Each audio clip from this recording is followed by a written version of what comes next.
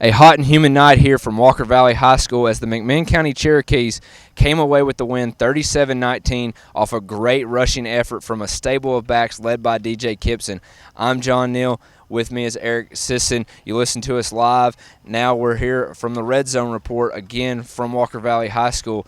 McMinn County fell behind early but came back with a big exclamation point in the second half, led by number 6. Did we figure out why he was wearing number 6?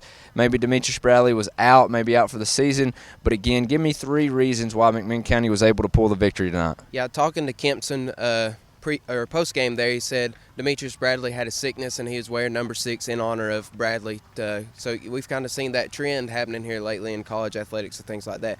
But 3 things for the McMinn County team for the win. One was DJ Kempson, the ability of his rushing ability along with the offensive line. They said they kind of went with a new rotation there on the offensive line, shook things up a little bit. And then second, the adjustments made at halftime from the defense to hold Walker Valley to 0 points in the second half. Coach Cagle said they did some things. Just first half, it was just kind of some issues in the secondary, just technique type of things, but they shored that up, and that allowed the defense line to get a lot of sacks on the Colton Gibson for Walker Valley. And third was the pressure, I think, rattling Colton Gibson, the young quarterback, sophomore quarterback for Walker Valley. They really kind of got in his grill in the second half, and that showed on the scoreboard and holding them to 19 points. Again, McMinn County winning 37-19 here from Walker Valley. They will travel next week to ranked Lenoir City in a big matchup. Bo Cagle is used to playing up in games. He plays Oak Ridge later on the season. Last year they played some pretty good teams on their schedule, a very difficult schedule that led to a disappointing season.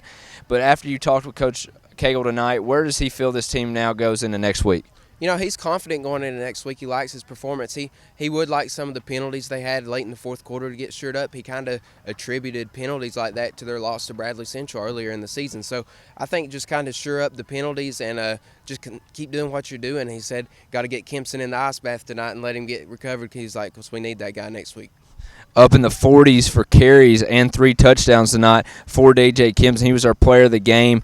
Check the highlights on this video. We'll be clear. But again, in a great game like this, a great Region 3 5A matchup that we had here from Walker Valley High School, there will be a loser. Tonight it was the home team. After speaking with Coach Glenn Ryan, clearly they have a quarterback. Number 3 is a great quarterback. He's young. He's still working through some progression, some developmental things, when to throw it away, when to get down and slide, but a great performance for the second leading passer in the area, Colton Gibson. Yeah, talking to Coach Ryan, he was obviously upset after the game, but he kind of said just it's little things, you know. He credited McMinn County for doing a good job on the offense side of the ball and offensive line punishing the Walker Valley defense for the majority of the game, but he said missed tackles, just little mistakes like that, they got to shore up, and hopefully they'll be able to get it fixed by next week when they have a out-of-region game. A young offensive line, but many great skill position players. Cooper Melton, Bryce Nunley, and I believe Mendenhall, another junior receiver, number 20, was able to get a big reception touchdown tonight. Welcoming in homecoming week next week. We always know homecoming week in high school football can be somewhat of a distraction. It's not a normal week. You have festivities. You have late night things going on in the community. Maybe they play Power Puff up here. Not entirely sure. But how do they face a team like a Coffee County, an upper team, a 6A team traveling from Coffee County, the home of the Red Raiders, coming down here to play next Friday night? Yeah, I think, like I mentioned before, just fix the mistakes. I think a lot of it is mental for Walker Valley. We saw out here the explosiveness they had on the offense side of the ball. Maybe kind of Colton Gibson just kind of calming down a little bit when he's under pressure. He took some big hits tonight. So I think kind of get that shored up. Maybe – and defensively, I think that's the biggest thing for Walker Valley is they just got to make the tackles where at the point of contact. Kempson had a bunch of yards after contact tonight. That's something you really got to shore up because they're in position. They're right there. They just got to execute and make the tackle.